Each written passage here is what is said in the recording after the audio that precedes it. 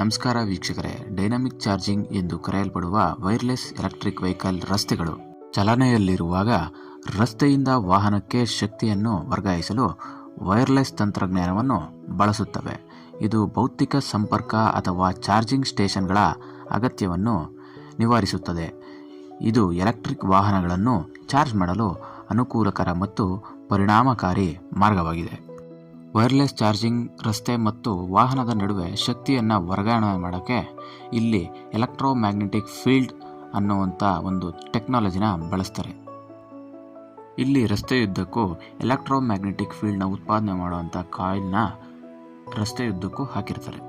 ವಾಹನದಲ್ಲಿರುವಂಥ receiver ಎಲೆಕ್ಟ್ರೋಮ್ಯಾಗ್ನೆಟಿಕ್ನ ಪತ್ತೆ ಮಾಡಿ ಅದನ್ನು ಎಲೆಕ್ಟ್ರಿಕ್ ಎನರ್ಜಿಯಾಗಿ ಕನ್ವರ್ಟ್ ಮಾಡುತ್ತೆ. ಅದಾದಮೇಲೆ ಬ್ಯಾಟ್ರಿ ಚಾರ್ಜ್ ಆಗೋಕ್ಕೆ ಶುರುವಾಗುತ್ತೆ. ಇದರಿಂದ ಚಾರ್ಜಿಂಗ್ ಸ್ಟೇಷನ್ಗಳಲ್ಲಿ ಗಂಟೆಗಟ್ಟಲೆ ನಿಲ್ಲುವಂಥ ಅವಶ್ಯಕತೆಗಳು ಇರಲ್ಲ. ವೆಹಿಕಲ್ಗಳು ಚಾಲನೆಯಲ್ಲಿರುವಾಗಲೇ ಚಾರ್ಜ್ ಮಾಡ್ಕೋಬೋದು. ಮತ್ತು ಇದರಿಂದ ವೆಹಿಕಲ್ ಇನ್ನೂ ಎಷ್ಟು ದೂರ ಹೋಗುತ್ತಪ್ಪ, ಎಷ್ಟು ಬ್ಯಾಟ್ರಿ ಇದೆ ಅನ್ನೋ ಒಂದು ಯೋಚನೆ ತಪ್ಪೋಗುತ್ತೆ. ಈ ರಸ್ತೆಗಳನ್ನ ಮಾಡೋದಕ್ಕೆ ತುಂಬ ಹಣ ಖರ್ಚಾಗುತ್ತೆ. ಮತ್ತು ಎಲೆಕ್ಟ್ರಿಸಿಟಿ ಕರೆಕ್ಟಾಗಿ ಸೇಫ್ಟಿಯಾಗಿ ವೆಹಿಕಲ್ಗೆ ಪಾಸ್ ಆಗ್ತಿದೆಯಾ ಅಂತ ನೋಡ್ಕೋಬೇಕಾಗತ್ತೆ. ಮತ್ತು ಬ್ಯಾಟ್ರಿ ಎಷ್ಟು ಬೇಗ ಚಾರ್ಜ್ ಆಗುತ್ತೆ, ಈಗ ನಾರ್ಮಲಾಗಿ ಚಾರ್ಜ್ ಮಾಡೋದಕ್ಕಿಂತ ವೈರ್ಲೆಸ್ಸಲ್ಲಿ ಎಷ್ಟು ಬೇಗ ಚಾರ್ಜ್ ಆಗುತ್ತೆ ಅನ್ನೋದನ್ನ ನೋಡ್ಕೋಬೇಕಾಗತ್ತೆ.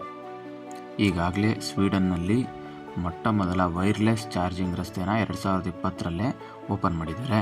2021ರಲ್ಲಿ ಸೌತ್ ಕೊರಿಯಾದಲ್ಲಿ 12 ಕಿಲೋಮೀಟರ್ ವೈರ್ಲೆಸ್ ಚಾರ್ಜಿಂಗ್ ರೋಡ್ನ ತಯಾರಿಸಿದ್ದಾರೆ.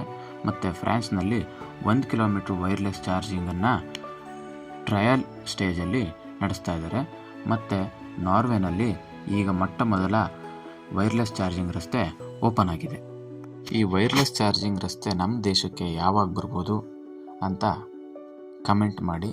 ಮತ್ತು ಈ ವಿಷಯ ನಿಮ್ಗೆ ಇಷ್ಟ ಆಗಿದರೆ ಲೈಕ್ ಮಾಡಿ, ನಿಮ್ಮ ಸ್ನೇಹಿತರಿಗೂ ಇದನ್ನು ಶೇರ್ ಮಾಡಿ, ಮತ್ತು ಸಬ್ಸ್ಕ್ರೈಬ್ ಮಾಡೋದನ್ನ ಮರಿಬೇಡಿ. Thank you.